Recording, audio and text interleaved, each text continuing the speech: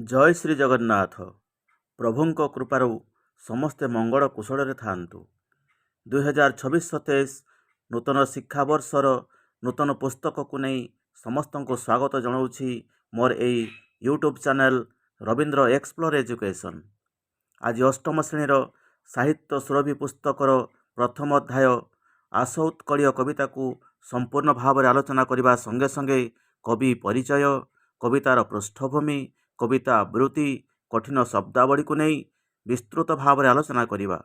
ଭିଡ଼ିଓଟି ମନକୁ ପାଇଲେ ଲାଇକ୍ କରିବେ, ଅନ୍ୟମାନଙ୍କୁ ସେୟାର କରିବେ ଏବଂ ଆଗକୁ ଆପଣମାନଙ୍କର ସେବାରେ ଲାଗିପାରିବି ବୋଲି ଭାବୁଥିଲେ ମୋ ଚ୍ୟାନେଲକୁ ନିଶ୍ଚୟ ସବସ୍କ୍ରାଇବ୍ କରିଦେବେ। ଆଜି ଆମେ ତୁମ ସାହିତ୍ୟ ସୁରଭି ପୁସ୍ତକର ପ୍ରଥମ କବିତା ଆସ ଉତ୍କଳୀୟ ପ୍ରସଙ୍ଗକୁ ଆଲୋଚନା କରିବା ପୂର୍ବରୁ ସର୍ବପ୍ରଥମେ କବିଙ୍କ ପରିଚୟ ବିଷୟରେ ଅବଗତ ହେବା। ଆସ ଉତ୍କଳୀୟ ପ୍ରସଙ୍ଗର କବି ହେଉଛନ୍ତି ଜାତୀୟ କବି ବୀରକିଶୋର ଦାସ। ସେ 1896 ମସିହା ନଭେମ୍ବର ମାସ 23 ତାରିଖରେ ଜଗତସିଂହପୁର ଜିଲ୍ଲା ଅନ୍ତର୍ଗତ ପୁନଙ୍ଗ ଗ୍ରାମରେ ଜନ୍ମଗ୍ରହଣ କରିଥିଲେ। ସେ ଏକାଧାରରେ ଜଣେ ଦେଶବତ୍ସଳ, ମାନବବାଦୀ, ଗାନ୍ଧୀ ଦର୍ଶନବାଦୀ ତଥା ଉଗ୍ର ଜାତୀୟବାଦୀ କବି ଥିଲେ। ସ୍ୱାଧୀନତା ସଂଗ୍ରାମର ବହ୍ନିଶିଖାକୁ ପ୍ରଜ୍ୱଳିତ କରିବା ଉଦ୍ଦେଶ୍ୟରେ ସେ ସରଳ, ତରଳ ଓ ସାବଲୀଳ ଭାଷାରେ କବିତାମାନ ରଚନା କରିଥିଲେ। ତାହାଦ୍ୱାରା ଓଡ଼ିଶାର ପୁରପଲ୍ଲୀର ଆବାଳ ବୃଦ୍ଧ ବନିତା ଉଦ୍ବୁଦ୍ଧ ହୋଇ ପତଙ୍ଗ ପରି ସ୍ୱାଧୀନତା ସଂଗ୍ରାମରେ ଝାସ ଦେଇଥିଲେ। କବିଙ୍କ ଦ୍ୱାରା ଲିଖିତ ପୁସ୍ତକଗୁଡ଼ିକ ହେଉଛି ମୋହନ ବଂଶୀ, ବିଦ୍ରୋହୀ ବୀଣା, ଫୁଲ ଚନ୍ଦନ, ବୀର ଗୀତିକା। ଏଇ ଯେଉଁ ବୀର ଗୀତିକା ପୁସ୍ତକଟି ସ୍ୱାଧୀନତା ସଂଗ୍ରାମ ସମୟରେ ରଚନା କରିଥିଲେ। ତେବେ ଆସ ଉତ୍କଳୀୟ କବିତାଟି କବିଙ୍କ ଦ୍ୱାରା ଲିଖିତ ବୀର ଗୀତିକା କବିତା ସଂକଳନରୁ ଆନିତ ହୋଇଅଛି। ବର୍ତ୍ତମାନ ଶୁଣିବା କବିତାର ପୃଷ୍ଠଭୂମି। ଜାତୀୟ କବି ବୀରକିଶୋର ଦାସ ସର୍ବପ୍ରଥମେ ଆମ ଓଡ଼ିଶାବାସୀଙ୍କୁ ସମ୍ବୋଧନ କରି ଏ ଦେଶ ଜାତିର ଗୌରବ କଥାକୁ ଶୁଣାଇବାକୁ ଚାହୁଁଛନ୍ତି। ସେହି ପୂର୍ବର ପୂର୍ବପୁରୁଷମାନଙ୍କର ଅତୀତର ଗୌରବ କଥାକୁ ସ୍ମରଣ କଲେ ଗର୍ବରେ ଆମ ଛାତି ଫୁଲି ଉଠିବା ସଙ୍ଗେ ସଙ୍ଗେ ଆମ ମଥା ଏହି ଉତ୍କଳ ମାଟିରେ ନଇଁ ପଡ଼ିବ ବୋଲି କବି କହିଛନ୍ତି। ବକ୍ସି ଜଗବନ୍ଧୁ, ଚନ୍ଦନ ହଜୁରୀ ପରି ଆହୁରି ଅନେକ ବୀରପୁରୁଷମାନେ ଏହି ପୃଥ୍ୱୀପୃଷ୍ଠରେ ନାହାନ୍ତି। ସେମାନେ ମୃତ୍ୟୁ ବରଣ କରିଛନ୍ତି ସତ, କିନ୍ତୁ ତାଙ୍କର ଗୌରବ, ଗାରିମା, କୀର୍ତ୍ତି ସେମାନଙ୍କୁ ଅମର କରି ରଖିଛି। ସେମାନଙ୍କର ଅମର କୀର୍ତ୍ତି କେବେ ଅମଳିନ ଅର୍ଥାତ୍ ମଉଳିଯିବ ନାହିଁ ଏହି ଧରାପୃଷ୍ଠରେ। ପାଇକ ପୁଅର ଯେଉଁ ଗାରିମା ବା ସମ୍ମାନ ଥିଲା, ତାହା ସ୍ୱାଧୀନତା ଯଜ୍ଞରେ ଆହୁତି ଦେଲା। ତେଣୁ ଆମେ ସମସ୍ତେ ସେହି ଜାତିର ବଂଶଧର। ଚାଲ ସେହି ବିଭୂତି ବା ପାଉଁଶକୁ ଆମ ଅଙ୍ଗ ପ୍ରତ୍ୟଙ୍ଗରେ ବଳି ହୋଇ ଆମେ ଉତ୍କଳର ସନ୍ତାନ ବୋଲି ଗର୍ବ କରିବା। ଉତ୍କଳ ମାତା ଉତ୍କଳ ମାଟିରେ ନିଜର ସ୍ୱାଧୀନତା ଟିକକ ପାଇବା ପାଇଁ ଯୁଦ୍ଧରେ ଯେଉଁ ରକ୍ତର ନଦୀ ପ୍ରବାହିତ ହୋଇଥିଲା, ସେ କଥା ଯଦି ଏହି ପବିତ୍ର ଓଡ଼ିଶା ମାଟିକୁ ପଚରାଯାଏ, ତାହେଲେ ସେ ମଧ୍ୟ ଗୋଟି ଗୋଟି କରି ସବୁ ସତ କଥା ହିଁ କହିବ। ତେଣୁ ଯେଉଁଠି ଶାନ୍ତି, ମୈତ୍ରୀ, ପ୍ରୀତିର ପବିତ୍ର ବାଣୀ ରହିଥାଏ, ଯେଉଁଠି ଅହିଂସାର ବାଣୀ ରହିଥାଏ, ସେଠାରେ କୌଣସି ଦେଶ ମଧ୍ୟ ତା ସହିତ ସମାନ ହୋଇପାରିବ ନାହିଁ। ଯେଉଁ ମାଟିରେ ବାଳୁତ ଧର୍ମା ନିଜ ଜୀବନକୁ ସମୁଦ୍ର ଗର୍ଭରେ ଝାସ ଦେଇ ପ୍ରାଣତ୍ୟାଗ କରିଥିଲା, ସେ ଅଲିଭା ଅମର କାହାଣୀ ଏ ଧରାପୃଷ୍ଠରେ ଜୀବଜଗତ ବଞ୍ଚିଥିବା ପର୍ଯ୍ୟନ୍ତ କେହି ତାକୁ ଭୁଲି ପାରିବେ ନାହିଁ। ତେଣୁ ଧର୍ମାର କାହାଣୀ ଥିଲା ଅଲିଭାର କାହାଣୀ, ଅମରତ୍ୱର କାହାଣୀ, ଯାହାକୁ କି ଇତିହାସ ସ୍ୱର୍ଣ୍ଣ ଅକ୍ଷରରେ ଲିପିବଦ୍ଧ କରି ରଖିଛି। ତ୍ୟାଗର ପୁରୁଷ, ଆଦର୍ଶର ପୁରୁଷ, ଭକ୍ତି ସେବାର ପୁରୁଷ ଉତ୍କଳମଣି ଗୋପବନ୍ଧୁ ଦାସ ନିଜ ଜାତି ଦେଶ ପାଇଁ ନିଜକୁ ବଳି ଦେଇଥିଲେ। ତେଣୁ ସେ ପ୍ରକାର ମହାନ ପୁରୁଷକୁ ଆଉ କାହା ସହିତ ବା ତୁଳନା କରାଯାଇପାରିବ କିପରି? ବାଜି ରାଉତ ନିଜ ଜୀବନକୁ ତୁଚ୍ଛା ମନେକରି ଇଂରେଜମାନଙ୍କୁ ନଇଁ ପାରି ହେବାରେ ସାହାଯ୍ୟ କରିନଥିଲା। ଫଳରେ ଇଂରେଜମାନେ ତାକୁ ଗୁଳି କରି ମାରି ଦେଇଥିଲେ। ତେଣୁ ସେ ଥିଲେ ମୁକ୍ତିପଥର ସୈନିକ। ସ୍ୱାଧୀନତା ସଂଗ୍ରାମର ପୁରାଣକୁ ପୁଣି ଥରେ ଦୋହରାଇ ଦେଇ ଓଡ଼ିଶାବାସୀଙ୍କ ହୃଦୟରେ ସବୁଦିନ ସ୍ଥାନ ପାଇ ଆସୁଥିବ। ତେବେ ପିଲାମାନେ, ଏଇ ଥିଲା କବିତାର ସଂକ୍ଷିପ୍ତ ପୃଷ୍ଠଭୂମି। ବର୍ତ୍ତମାନ ଆମେ ଦେଶାତ୍ମବୋଧ କବିତାଟିକୁ ସୁନ୍ଦର ସ୍ୱର ଦେଇ ଆବୃତ୍ତି କରିବା, କଠିନ ଶବ୍ଦଗୁଡ଼ିକର ଅର୍ଥ ବୁଝିବା ଏବଂ ତାର ଭାବାର୍ଥକୁ ବୁଝିବା। ପିଲାମାନେ, କବି ପ୍ରଥମ ପଦରେ କ'ଣ ଲେଖିଛନ୍ତି ଆସ ଶୁଣିବା। ଆସ ଉତ୍କଳୀୟ ଶୁଣ ସର୍ବେ ମିଳି ଏ ଦେଶ ଜାତିର ପୂର୍ବ କଥା। ଆସ ଉତ୍କଳୀୟ ଶୁଣ ସର୍ବେ ମିଳି ଏ ଦେଶ ଜାତିର ପୂର୍ବ କଥା। ସ୍ମରଣେ ଯାହାର ଗୌରବେ ତୋହର, ସ୍ମରଣେ ଯାହାର ଗୌରବେ ତୋହର, ଆପେ ଆପେ ନଈ ପଡ଼ିବ ମଥା। ଆସ ଉତ୍କଳୀୟ ଶୁଣ ସର୍ବେ ମିଳି ଏ ଦେଶ ଜାତିର ପୂର୍ବ କଥା। ଏହି ପଦରେ ଥିବା କଠିନ ଶବ୍ଦ ଗୁଡ଼ିକ ଜାଣିନେବା। ଉତ୍କଳୀୟ କହିଲେ ଓଡ଼ିଶାବାସୀ, ସ୍ମରଣେ କହିଲେ ମନେ ପକାଇବାରେ, ପୂର୍ବ ତାର ଗଦ୍ୟ ରୂପ ହେଉଛି ପୂର୍ବ, ଗୌରବ ତାର ଗଦ୍ୟ ରୂପ ହେଉଛି ଗର୍ବ। ଜାତୀୟ କବି ବୀରକିଶୋର ଦାସ ଜଣେ ଦେଶପ୍ରେମୀ, ଦେଶବତ୍ସଳ, ମାନବବାଦୀ, ଉଗ୍ର ଜାତୀୟତାବାଦୀ କବି ହିସାବରେ ଉତ୍କଳର ନର ନାରୀ, ଆବାଳ ବୃଦ୍ଧ ବନିତା ସମସ୍ତଙ୍କୁ କବିତା ମାଧ୍ୟମରେ ଉଦ୍ବୋଧନ ଦେବାକୁ ଯାଇ କହିଛନ୍ତି, ହେ ଉତ୍କଳବାସୀ, ହେ ଓଡ଼ିଶାବାସୀ, ତୁମେମାନେ ସମସ୍ତେ ମିଳିତ ଭାବରେ ଶୁଣ।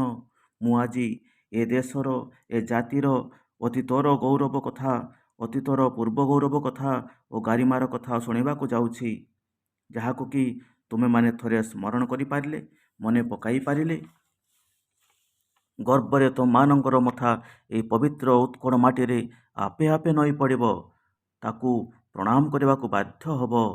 ଆଉ ସେଇ ଭାବାବେଗରେ ତୁମମାନଙ୍କ କଣ୍ଠରୁ ଝରି ଆସିବ, ବନ୍ଦେ ଉତ୍କଳ ଜନନୀ, ବନ୍ଦେ ଉତ୍କଳ ଜନନୀ, ବନ୍ଦେ ଉତ୍କଳ ଜନନୀ, ବନ୍ଦେ ଉତ୍କଳ ଜନନୀ। ତେବେ ପିଲାମାନେ, ଏହି ପଦରୁ ଆମେ ଶିକ୍ଷା ପାଉଛୁ, ଆମ ଇତିହାସକୁ ମନେ ପକାଇବା, ପୂର୍ବପୁରୁଷଙ୍କର କଥାକୁ ମନେ ପକାଇବା ଏବଂ ଆମ ଓଡ଼ିଶା ମାଟି ପାଇଁ ଆମେ ଗର୍ବ କରିବା, ଆଉ ମାଟି ମାଆକୁ ସମ୍ମାନ ଜଣାଇ ଆମେ ପ୍ରଣାମ କରିବା। ତେବେ ପିଲାମାନେ, ଏ ଦେଶ ଜାତିର ପୂର୍ବ କଥା ବା ଏ ଦେଶ ଜାତିର ପୂର୍ବ କଥା, ଏଠାରେ ପୂର୍ବ କଥା, ପୂର୍ବ କଥାଟିରେ କେଉଁ କଥା ପ୍ରକାଶ କରୁଛି? ଏହାର ଉତ୍ତର ହେଉଛି କ'ଣ ନା ଅତୀତର ଗୌରବ କଥା। କ'ଣ ବୁଝିଲା ପିଲାମାନେ? ବର୍ତ୍ତମାନ ଦେଖିବା ଦ୍ୱିତୀୟ ପଦରେ କବି କ'ଣ ଲେଖିଛନ୍ତି। ବକ୍ସି ଜଗବନ୍ଧୁ ଚନ୍ଦନ ହଜୋରି, ଗଲେଣି ଉଭେଇ ଅମର ପଥେ। ବକ୍ସି ଜଗବନ୍ଧୁ ଚନ୍ଦନ ହଜୋରି, ଗଲେଣି ଉଭେଇ ଅମର ପଥେ। ଯଶ କି ତାଙ୍କର ହେବ କି ମଳିନ, ଯଶ କି ତାଙ୍କର ହେବ କି ମଳିନ, ଅମଳିନ ପରା ତାହା ଜଗତେ। ବକ୍ସି ଜଗବନ୍ଧୁ ଚନ୍ଦନ ହଜୋରି, ଗଲେଣି ଉଭେଇ ଅମର ପଥେ। ବର୍ତ୍ତମାନ ଦେଖିବା ଏହି ପଦରେ ଥିବା କିଛି କଠିନ ଶବ୍ଦ। ଅମର ପଥେ କହିଲେ ଅମର ଅଭିଯାନରେ, ମଳିନ କହିଲେ ଫିକା ପଡ଼ିଯିବା, ଯଶ କହିଲେ କୀର୍ତ୍ତି। ଦ୍ୱିତୀୟ ପଦରେ କବି କହିଛନ୍ତି, କେଉଁ କାଳରୁ ବକ୍ସି ଜଗବନ୍ଧୁ ଚନ୍ଦନ ହଜୁରୀ ମୃତ୍ୟୁବରଣ କରିସାରିଲେଣି, ଆମ ନିକଟରୁ ଉଭେଇ ଗଲେଣି। ସେମାନେ ଅମର ପଥର ପଥିକ ହୋଇସାରିଲେଣି। ସେମାନେ ବଞ୍ଚିଥିବା ସମୟରେ ଯେଉଁ ସୁକର୍ମ କରିଯାଇଛନ୍ତି, ଯେଉଁ ଯଶ କୀର୍ତ୍ତି ରଖିଯାଇଛନ୍ତି, ସେସବୁ ଏ ଜଗତରେ କେବେ ହେଲେ ମଧ୍ୟ ଅମଳିନ ବା ଫିକା ପଡ଼ିବ ନାହିଁ। ସେମାନେ ଯେଉଁ କର୍ମ କରିଛନ୍ତି, ସେହି କର୍ମ ପାଇଁ ଆଜି ସେମାନେ ଅମର, ଶହୀଦ ଅମର ହୋଇଯାଇଛନ୍ତି। ତେଣୁ ସେମାନଙ୍କର ଯଶ କୀର୍ତ୍ତି କେବେ ହେଲେ ଜଗତରେ ଅମଳିନ ହୋଇପାରିବ ନାହିଁ। ତେବେ ସେମାନେ କେଉଁ କର୍ମ କରିଥିଲେ? ଯେତେବେଳେ ଓଡ଼ିଶାରେ ଇଂରେଜମାନଙ୍କର ଦୌରାତ୍ମ୍ୟ ବଢ଼ିଯାଇଥିଲା, ସେତେବେଳେ ବକ୍ସି ଜଗବନ୍ଧୁ ଓଡ଼ିଶାର ଲୋକମାନଙ୍କୁ ଏକତ୍ରିତ କରି ଇଂରେଜମାନଙ୍କ ବିରୁଦ୍ଧରେ 1817 ମସିହା ମାର୍ଚ୍ଚ ମାସରେ ପାଇକ ବିଦ୍ରୋହ କରିଥିଲେ। ଆଉ ଏହି ପାଇକ ଯୁଦ୍ଧର ନେତୃତ୍ୱ ନେଇଥିଲେ କିଏ ନା ବକ୍ସି ଜଗବନ୍ଧୁ। କିନ୍ତୁ ଶେଷରେ ସେ ଇଂରେଜମାନଙ୍କ ନିକଟରେ ଆତ୍ମସମର୍ପଣ କରିଥିଲେ। ତାଙ୍କୁ ବନ୍ଦୀ କରାଯାଇ କାରାଗାର ମଧ୍ୟରେ ରଖାଯାଇଥିଲା, ଆଉ ସେଇଠି ସେ ମୃତ୍ୟୁବରଣ କରିଥିଲେ। ତେଣୁ ସେଭଳି ମହାନ ପୁରୁଷର କାର୍ଯ୍ୟ କେବେ ବି ମଳିନ ପଡ଼ିବ ନାହିଁ, ବରଂ ଅମଳିନ ହୋଇ ଯୁଗ ଯୁଗ ଇତିହାସରେ ବଞ୍ଚି ରହିବ। ପିଲାମାନେ, ପରବର୍ତ୍ତୀ ସ୍ୱାଧୀନତା ସଂଗ୍ରାମୀ ଥିଲେ ଚନ୍ଦନ ହଜୁରୀ। ତାଙ୍କର ଅନ୍ୟ ନାମ ହେଉଛି ଚାକ୍ଷୀ ଖୁଣ୍ଟିଆ। ସେ 1857 ମସିହାର ସିପାହୀ ବିଦ୍ରୋହରେ ଅଂଶଗ୍ରହଣ କରି ତାଙ୍କର ବୀରତ୍ୱର ପରାକାଷ୍ଠ ଦେଖାଇଥିଲେ। ତେଣୁ ସେ ମଧ୍ୟ ଶହୀଦ ଅମର। ସେ କେବେ ହେଲେ ଏହି ଜଗତର ମଳିନ ପଡ଼ିବେ ନାହିଁ। ସେ କେବେ ଏହି ଜଗତରେ ମଳିନ ପଡ଼ିବେ ନାହିଁ। ଯୁଗ ଯୁଗ ଧରି ଅମଳିନ ହୋଇ ରହିବେ। ସେହିପରି ଆହୁରି ଅନେକ ସ୍ୱାଧୀନତା ସଂଗ୍ରାମୀ ଯଥା ସୁଭାଷ ଚନ୍ଦ୍ର ବୋଷ, ଲକ୍ଷ୍ମଣ ନାୟକ ଏହିପରି ଅନେକ ବୀର ପୁରୁଷ ଆମ ଓଡ଼ିଶା ମାଟି ପାଇଁ ଶହୀଦ ହୋଇଯାଇଛନ୍ତି। ତେବେ ପିଲାମାନେ, ବକ୍ସି ଜଗବନ୍ଧୁ ଓ ଚନ୍ଦନ ହଜୁରୀ କେଉଁ ପଥର ପଥିକ ଥିଲେ? ଉତ୍ତରରେ ଆମେ କ'ଣ ଲେଖିବା? ନା ଚନ୍ଦନ ହଜୁରୀ ଏବଂ ବକ୍ସି ଜଗବନ୍ଧୁ ଏମାନେ ସ୍ୱାଧୀନତା ସଂଗ୍ରାମ ଓ ଦେଶପ୍ରେମ ପଥର ପଥିକ ଥିଲେ। କ'ଣ ବୁଝିହେଲା ପିଲାମାନେ? ବର୍ତ୍ତମାନ ଦେଖିବା କବି ତୃତୀୟ ପଦରେ କ'ଣ ଲେଖିଛନ୍ତି। ପାଇକ ପୁଅର ଗାରିମା ଯାଥିଲା, ସ୍ୱାଧୀନତା ଜାଗେ ଦେଲା ଆହୁତି। ପାଇକ ପୁଅର ଗାରିମା ଯାଥିଲା, ସ୍ୱାଧୀନତା ଜାଗେ ଦେଲା ଆହୁତି। ସେ ଜାତି ଦାୟାଦ ଆମେ ତ ସରବେ, ସେ ଜାତି ଦାୟାଦ ଆମେ ତ ସରବେ, ବଳି ହେବା ଅଙ୍ଗେ ସେହି ବିଭୂତି। ପାଇକ ପୁଅର ଗାରିମା ଯାଥିଲା, ସ୍ୱାଧୀନତା ଜାଗେ ଦେଲା ଆହୁତି। ଏହି ପଦରେ ଥିବା କିଛି କଠିନ ଶବ୍ଦ। ଗାରିମା କହିଲେ ଖ୍ୟାତି ବା ଗୌରବ। ଜାଗେ କହିଲେ ଯଜ୍ଞରେ। ଦାୟାଦ କହିଲେ ବଂଶଧର। ବିଭୂତି କହିଲେ ପାଉଁଶ ବା ଭସ୍ମ। ସରବେ କହିଲେ ସମସ୍ତେ। ଆହୁତି କହିଲେ ଯଜ୍ଞରେ ଦିଆଯାଉଥିବା ସମର୍ପଣ। ଅତୀତ ଇତିହାସରେ ଆମ ପାଇକ ପୁଅମାନଙ୍କର ଯେଉଁ ଗର୍ବ, ଗୌରବ, ସମ୍ମାନ, ଗାରିମା ଥିଲା, ସେସବୁ ସ୍ୱାଧୀନତା ଯଜ୍ଞରେ ଆହୁତି ହୋଇଗଲା, ଅର୍ଥାତ୍ ହୋମଦ୍ରବ୍ୟରେ ପରିଣତ ହୋଇଗଲା, ପାଉଁଶ ହୋଇଗଲା।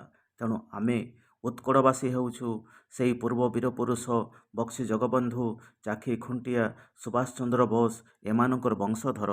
ତେଣୁ ଆସ, ସ୍ୱାଧୀନତା ଯଜ୍ଞରେ ଯେଉଁ ହୋମଦ୍ରବ୍ୟ ଗୁଡ଼ିକ ପଡ଼ି ପାଉଁଶ ହୋଇଯାଇଛି, ସେହି ପାଉଁଶକୁ ଆମେ ଆମ ଅଙ୍ଗ ପ୍ରତ୍ୟଙ୍ଗରେ ବଳି ହେବା। ଆମର ସେହି ପୂର୍ବ ବୀର ପୁରୁଷମାନଙ୍କର ଗାରିମାର କଥାକୁ ଆମେ ମନେ ପକାଇବା। ତେଣୁ କୁହାଯାଏ, ଚନ୍ଦନ ଭାବିକି ବଳି ହୋଇଯିବା, ସ୍ୱାଧୀନତା ଯଜ୍ଞେ ଥିବା ବିଭୂତି।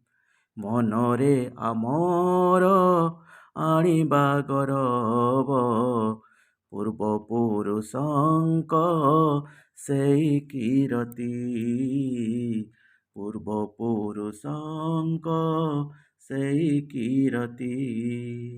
ବର୍ତ୍ତମାନ ଦେଖିବା ପରବର୍ତ୍ତୀ ପଦରେ କବି କ'ଣ ଲେଖିଛନ୍ତି। ତୋଷାଳି ପ୍ରାନ୍ତରେ ଦିନେ ବହିଥିଲା, ସମରେ ବୀରର ରକତ ନଈ।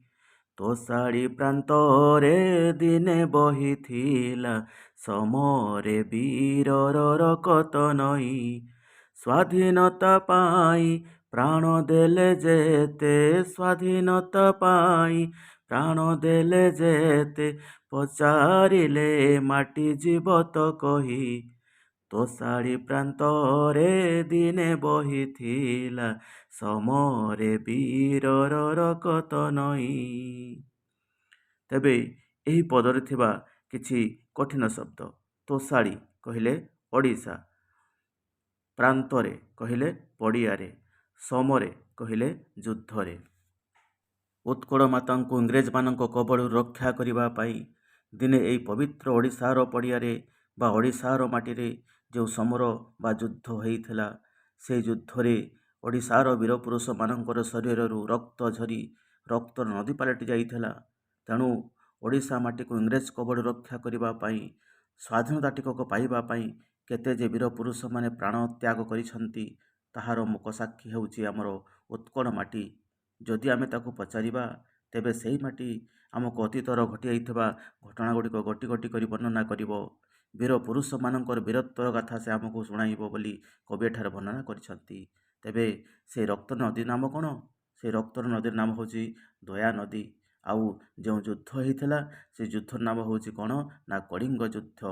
ବର୍ତ୍ତମାନ ଦେଖିବା କବି ପରବର୍ତ୍ତୀ ପଦରେ କ'ଣ ଲେଖିଛନ୍ତି। ଶାନ୍ତି ମୈତ୍ରୀ ପ୍ରୀତି ପୂତ ବାଣିଜ୍ୟ ହିଁ ସ୍ଫୁରୁଥିଲା ପ୍ରତି ଅନ୍ତର ଭରି। ଶାନ୍ତି ମୈତ୍ରୀ ପ୍ରୀତି ପୂତ ବାଣିଜ୍ୟ ହିଁ ସ୍ଫୁରୁଥିଲା ପ୍ରତି ଅନ୍ତର ଭରି। ଅହିଂସା ମନ୍ତ୍ରରେ ଦେଲା ଯେଉଁ ଦୀକ୍ଷା, ଅହିଂସା ମନ୍ତ୍ରରେ ଦେଲା ଯେଉଁ ଦୀକ୍ଷା, କାହିଁ କେଉଁ ଦେଶ ହେବ ତା ସରି। ଶାନ୍ତି ମୈତ୍ରୀ ପ୍ରୀତି ପୂତ ବାଣିଜ୍ୟ ହିଁ ସ୍ଫୁରୁଥିଲା ପ୍ରତି ଅନ୍ତର ଭରି। ଏହି ପଦରେ ଥିବା କିଛି କଠିନ ଶବ୍ଦ।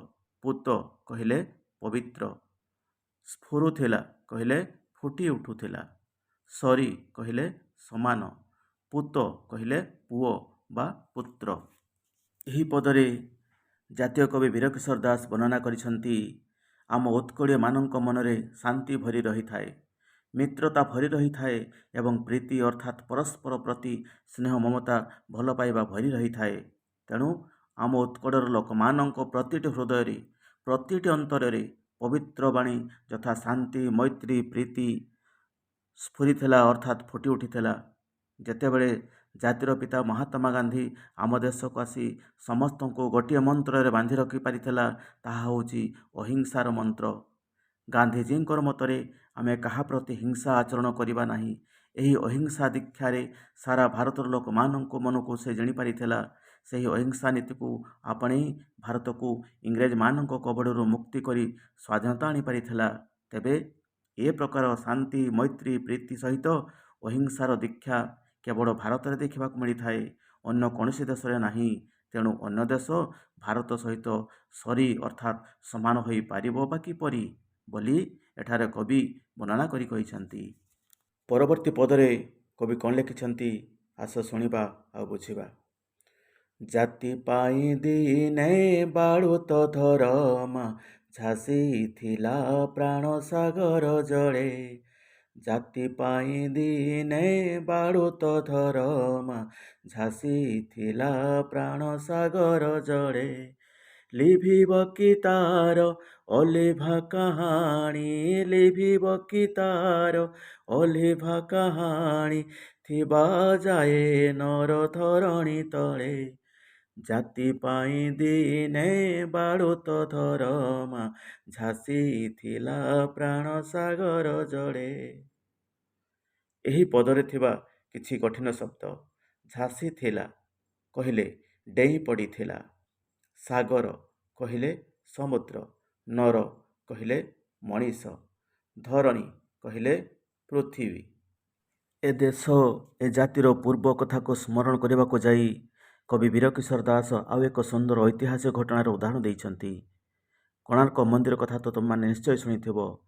ସେହି କୋଣାର୍କ ମନ୍ଦିରର ମୁଣ୍ଡି ମାରିବାକୁ 1200 ବଢ଼େଇ ଯେତେବେଳେ ଅକ୍ଷମ ହୋଇପଡ଼ିଥିଲେ, ସେତେବେଳେ କୋଣାର୍କ ମନ୍ଦିରକୁ ସମ୍ପୂର୍ଣ୍ଣ କରିବା ପାଇଁ ରାଜା ଲାଙ୍ଗୁଳା ନରସିଂହ ଦେବ 1200 କାରିଗରମାନଙ୍କୁ ମାତ୍ର 7 ଦିନର ସମୟ ଦେଇଥିଲେ ଆଉ କହିଥିଲେ, ଶୁଣ ଶୁଣ ଆହେ 1200 ବଢ଼େଇ, ଶୁଣ ଶେଷ କଥା ମୋର, 7 ଦିନ ମଧ୍ୟ ମୁଣ୍ଡି ନ ମାରିଲେ ମୁଣ୍ଡ କାଟ ହେବ ତୁମର।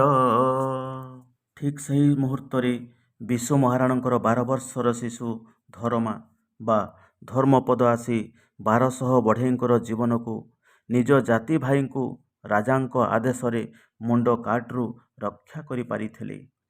ମନ୍ଦିରର ମୁଣ୍ଡି ମାରି ସାରିବା ମାତ୍ରକେ ସେ ତାଙ୍କ ବାପାଙ୍କ ଠାରୁ ଅନୁମତି ନେଇ ନିଜେ ସମୁଦ୍ର ଗର୍ଭରେ ଡେଇଁ ପଡ଼ି ଜୀବନ ଦେଇଥିଲେ। କାରଣ ସେ ଛୋଟ ବାଳକ ଚାହୁଁଥିଲେ ତାଙ୍କ ଜାତି ବଞ୍ଚି ରହୁ, କାରିଗର କୁଳ ବଞ୍ଚି ରହୁ। ତେଣୁ ଏହି 12 ବର୍ଷର ବାଳକ ଧରମାର ଦେଶ ଜାତି ପାଇଁ ମହାନ ତ୍ୟାଗକୁ କେହି କ'ଣ କେବେ ଭୁଲି ପାରିବେ?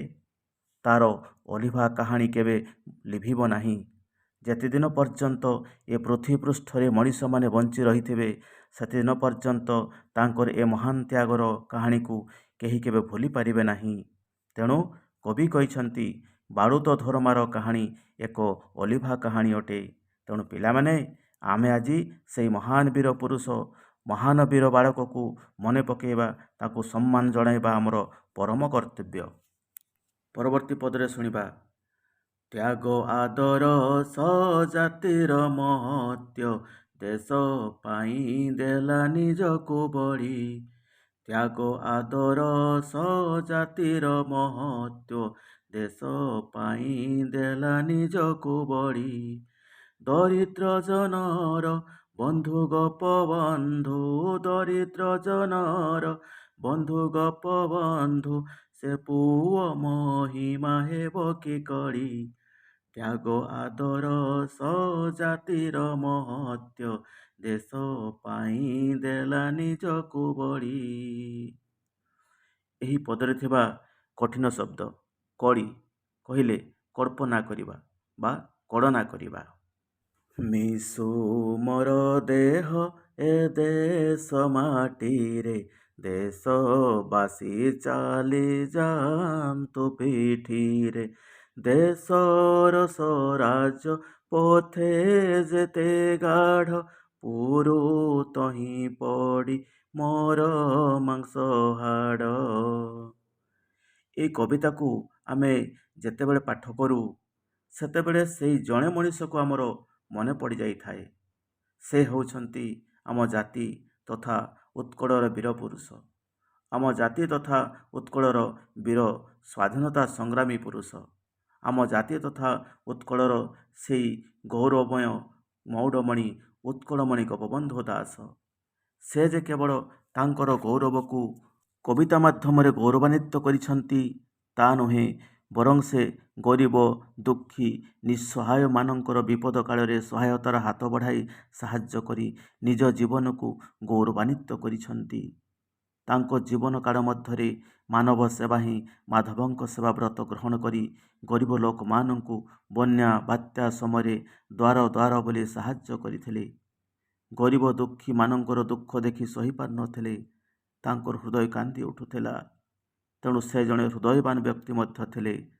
ତାଙ୍କ ପୁତ୍ରର ଶରୀର ଖରାପ ଥାଇ ମଧ୍ୟ ଗରିବମାନଙ୍କ ସାହାଯ୍ୟ ପାଇଁ ଘର ଛାଡ଼ି ଚାଲି ଯାଉଥିଲେ। ସେ କହୁଥିଲେ, ମୋର ଗୋଟିଏ ପୁତ୍ର ନୁହଁ, ବରଂ ଅନେକ ପୁତ୍ର ଅଛନ୍ତି। ଗୋଟିଏ ପୁତ୍ର ପାଇଁ ଅନେକ ପୁତ୍ରର ଜୀବନକୁ ନଷ୍ଟ ହେବାକୁ ମୁଁ ଦେଇପାରିବି ନାହିଁ। ତେଣୁ ଏପରି ଏକ ତ୍ୟାଗୀ ଆଦର୍ଶ ବ୍ୟକ୍ତି ଏ ଜାତି ପାଇଁ, ଆମ ଉତ୍କଳ ମାଟି ପାଇଁ ମହତ୍ତ୍ୱ ରହିଛି। ନିଜ ଜୀବନକୁ ବଳି ପକାଇ ଦେଶ ଜାତି ସେବାରେ ନିଜକୁ ନିୟୋଜିତ କରିପାରିଥିଲେ। ତେଣୁ ସେ ଏକାଧାରରେ ଥିଲେ ଗରିବଙ୍କର ବନ୍ଧୁ, ଉତ୍କଳର ମଉଡ଼ମଣି ଗୋପବନ୍ଧୁ। ତେବେ ଏ ପ୍ରକାର ପୁଅକୁ ଏ ଜାତି ପାଇସାରିବା ପରେ ସେ କ'ଣ ତା'ର ମହିମାକୁ କଳି ଅର୍ଥାତ୍ କଳନା କରିପାରିବ? ତେଣୁ ପିଲାମାନେ, ଏହି ପଦରେ ଆମେ ସେ ମହାନ ବ୍ୟକ୍ତିର ତ୍ୟାଗ ଆଦର୍ଶକୁ ମନେ ପକାଇ ଆମେ ମଧ୍ୟ ନିଜକୁ ତ୍ୟାଗୀ ଆଦର୍ଶ ସଜାଇ ଏହି ଉତ୍କଳ ମାଟି ପାଇଁ ନିଜକୁ ବଳି ଦେବାକୁ ଚେଷ୍ଟା କରିବା।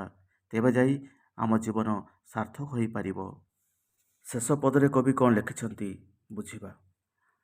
ବାଜି ରାଉତର ନାଁ ଲୁଚି ନାହିଁ, ମୁକୁଟ ପଥର ସୈନିକ ସେହି।